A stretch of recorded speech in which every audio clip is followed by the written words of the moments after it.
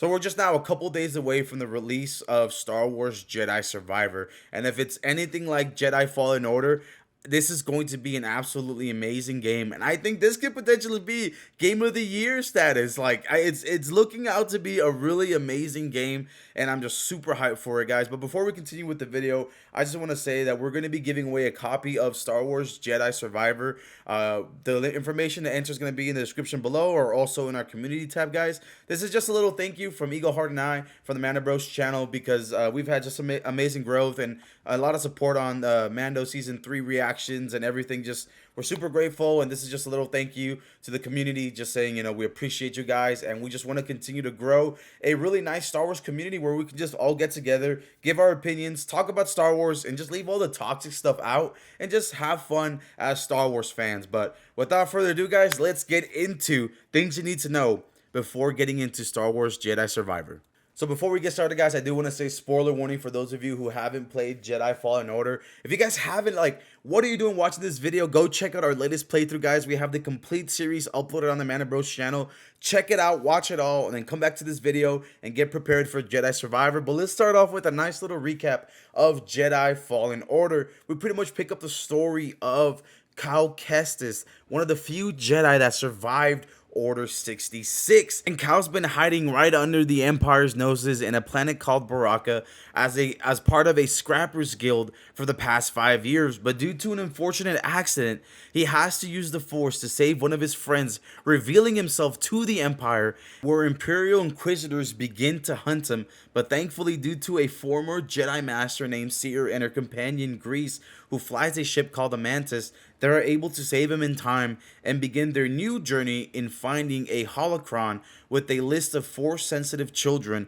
And their plan is to find those children, rebuild the Jedi Order, and fight back against the Empire. And this new journey takes them to various different planets like Bogano, Zepho, Kashyyyk, and Dathomir, where he actually finds and befriends a Night Sister named Marin that joins his crew in search for the holocron, where they do end up finding the holocron, but it's only for a brief moment before it gets stolen by the Empire and taken to an Inquisitor base where Cal has to infiltrate, and he does end up retrieving the holocron, but not before having to have a crazy encounter with Vader, which he barely escapes with his life. But once they have the holocron, they pretty much leave the fate of the children to the Force instead of them going out and finding them. And this is where we end off Jedi Fallen Order. Now, there is a patch between Jedi Fallen Order and Jedi Survivor that is part of a book that I'm still reading, but I do know a little bit of what happens throughout that time.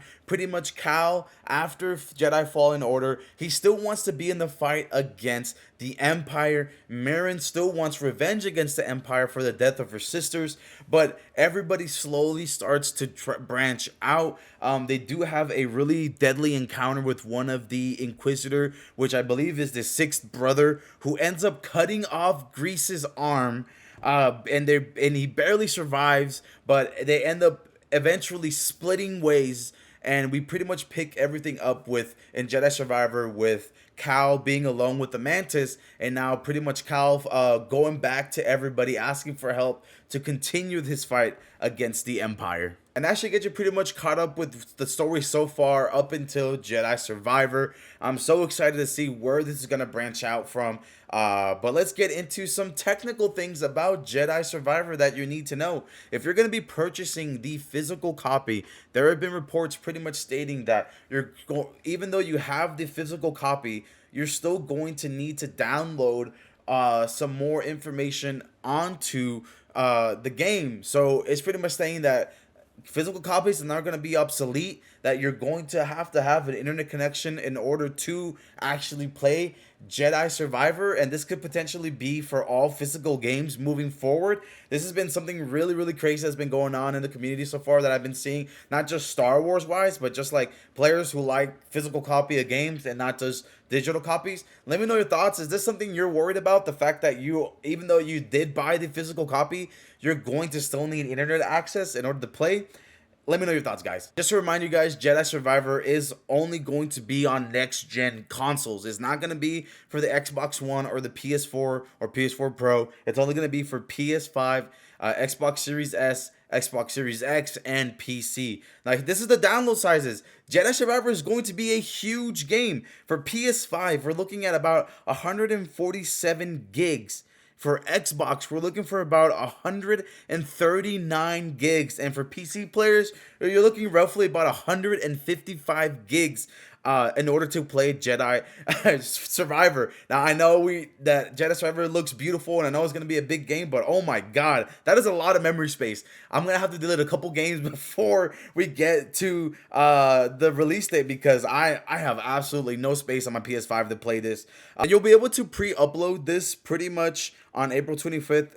Xbox and PS5 players will be able to preload this around 9 p.m. Pacific Standard Time, and PC players, whether you're on the EA app or Steam, you'll be able to have this preloaded around 8 a.m. on April 25th. So one thing to remember too is that there's going to be up to 5 stances. We're already seeing the single, the double bladed stance. The dual stance is going to get a little bit more in depth in Jedi Survivor, which I am super excited for. We're also going to get the cross guard stance, which we've seen a little bit of gameplay. But the one stance that we had seen any gameplay at all is going to be the blaster stance. Now, this one I'm very excited for. When I seen that when people went to the early playing of Jedi Survivor, they saw like a dev play with the blaster stance, and there hasn't been any gameplay of that showcased anywhere, so keep an eye on that blaster stance. I'm super excited to see what that is going to be about, but there's going to be 5 stances that you guys are going to be able to play in Jedi Survivor. Another really great feature that's coming to Jedi Survivor that I'm really excited about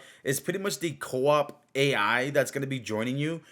We have this new character called Bodotuna, as well as Marin, and they're all going to have their own unique finishers, as well as combat with Cal throughout the story. We didn't see that before in Jedi Fallen Order, and it's super exciting to see that here. So there's going to be lots of great combat changes that I'm really looking forward to.